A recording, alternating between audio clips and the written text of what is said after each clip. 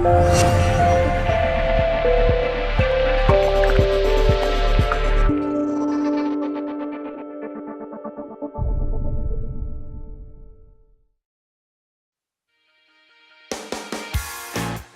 we are at Asixa's headquarters in Pakenham outside Melbourne. The overnight distribution carrier is heading towards a new direction after appointing Simone Turner as CEO. She joined the company last year and plans to increase distribution capabilities across regional Victoria. We chat to Simone and Asixa's director John McMillan. Asixa is a company which we got together about 2 decades ago to provide a one-stop shop for the delivery of freight across Victoria and into the southern Riverina.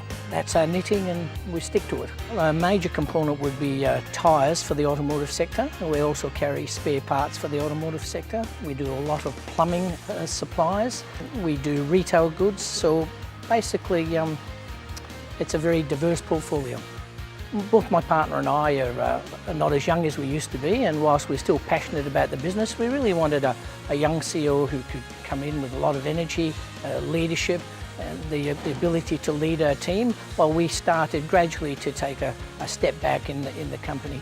We see our role these days as being more strategic at board level, and we needed someone who can really take the helm and move the company forward.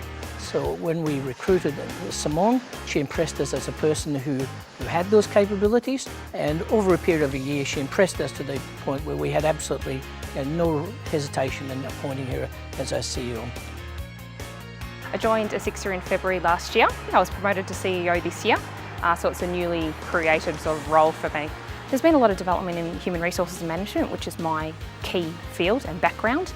So we've definitely put a lot of focus and a lot of emphasis into people. And I think one of the key initiatives that we've really put in place since I started was developing people, putting them through qualifications and professional development, and really developing their skills internally as well.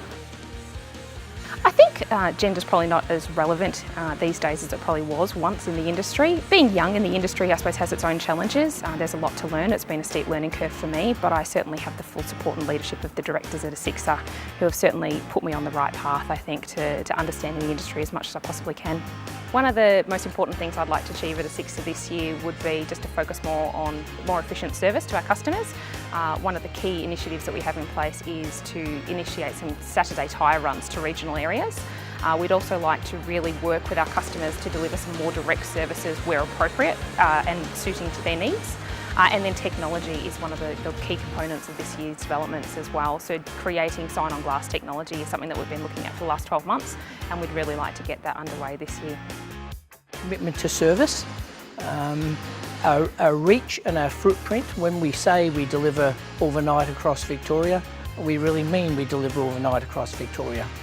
And as an example of that, the Country Fire Authority is a client of ours, and we deliver to some 480 country fire stations across Victoria, and some of them are in very remote areas and there's not much else around. And I think if you can do that, that's a testament to the reach that we say we have, and we indeed have. There's been a high demand in freight, and there's going to be expected to be about an increase of 4% per annum until the year 2031. So there's going to be a big increase, I think, and we'd like to capture as much of that market as we can, and we think we're in the best possible position to do so.